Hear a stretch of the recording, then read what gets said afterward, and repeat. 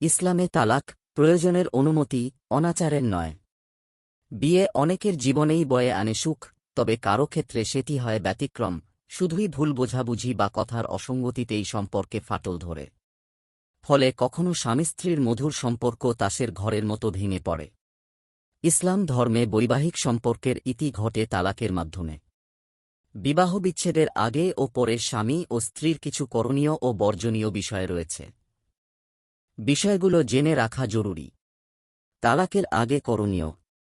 তালাক বা বিবাহবিচ্ছেদের আগে স্বামী ও স্ত্রীর কয়েকটি করণীয় বিষয় হল: ১. ক্ষমাশীল ও সহনশীল হওয়া। সংসারে ছোটখাটো ভুল হওয়া স্বাভাবিক। কখনো অসাবধানতায় কিংবা পরিস্থিতির চাপে ভুল হয়ে যায় আচরণে, কথায় কিংবা সিদ্ধান্তে। এমন পরিস্থিতিতে ধৈর্য ও ক্ষমা খুবই গুরুত্বপূর্ণ। নবী করিম সাল্লাল্লাহু আলাইহি ওয়াসাল্লাম ক্ষমাশীলতা পছন্দ করতেন এবং বলতেন, যে ব্যক্তি ক্ষমা করে আল্লাহ তার মর্যাদা বাড়িয়ে দেন।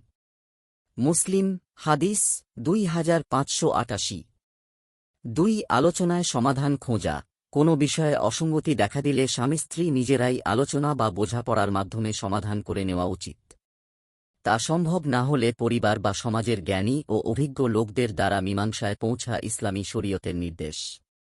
আল্লাহ তাআলা বলেন, তোমরা যদি স্বামী স্ত্রীর মধ্যে অনৈক্যের আশঙ্কা করো, তবে স্বামীর পক্ষ থেকে একজন ও স্ত্রীর পক্ষ থেকে একজন সালিস নিয়োগ করো।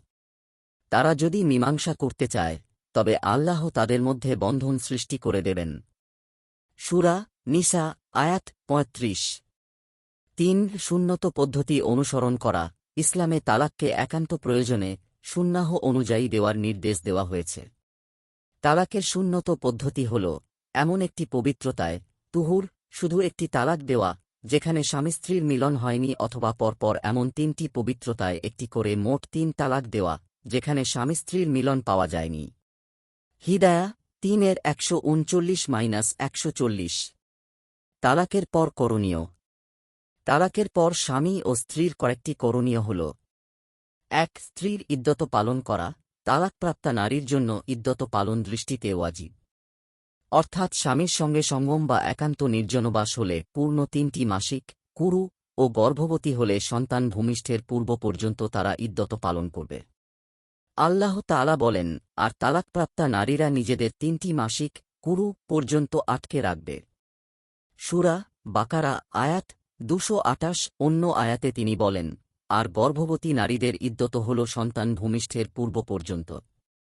সূরা তালাক আয়াত ৪। ২. ইদ্যতের ব্যয়ভার স্বামী দেবে। স্ত্রীর ইদ্যৎকালীন থাকা খাওয়া ও যাবতীয় ব্যয়ভার বহন স্বামীর ওপর অর্পিত। আল্লাহ তাআলা বলেন, তোমরা সামর্থ্য অনুযায়ী তাদের সেখানে রাখো যেখানে তোমরা থাকো এবং তাদের কষ্ট দিয়ে সংকটে ফেলো না। যদি তারা গর্ভবতী হয়, তবে সন্তান প্রসব পর্যন্ত তাদের খরচ বহন করো। সূরা তালাক আয়াত ৬। ৩. দেনমোহর পরিশোধ করা। দেনমোহর কোনো দয়া কিংবা দান নয়, বরং স্ত্রীর একান্ত অধিকার। এজন্য এটি অনাদায়ী থাকলে পরিশোধ করা স্বামীর জন্য অপরিহার্য। আল্লাহ তাআলা বলেন, তোমরা সন্তুষ্টিচিত্তে স্ত্রীদের দেনমোহর পরিশোধ করো। সূরা নিসা আয়াত ৪। ৪. সদাচার বজায় রাখা। তালাকের পর বৈবাহিক সম্পর্কের সমাপ্তি হলেও সদাচরণ বজায় রাখতে ইসলাম শিক্ষা দেয়। আল্লাহ তাআলা বলেন, তোমরা তাদের উত্তমভাবে রাখো অথবা বিদায় দাও। সূরা বাকারা আয়াত ২২৯। ৫. সন্তান প্রতিপালনে যত্নশীল হওয়া। তালাক পরবর্তী স্বামী স্ত্রীর গুরুত্বপূর্ণ দায়িত্ব হল সন্তানদের যথাযথ প্রতিপালন। ইসলামী বিধান অনুযায়ী এই দায়িত্ব শুধু পিতার নয়, বরং মায়েরও অংশ রয়েছে। ফকিহদের মতে পুত্র সন্তান ৭ বছর ও কন্যা সন্তান ৯ বছর বয়স পর্যন্ত মায়ের তত্ত্বাবধানে থাকবে। তবে এই সময়ে সন্তানের ব্যয়ভার বহন করবে পিতা। নির্ধারিত সময় অতিক্রম হলে তারা পিতার আশ্রয়ে ফিরে যাবে। ফাতাওয়ায়ে স্বামী 5/253। আল্লাহ সবাইকে দ্বীনের সঠিক বুঝ দান করুন। আমিন।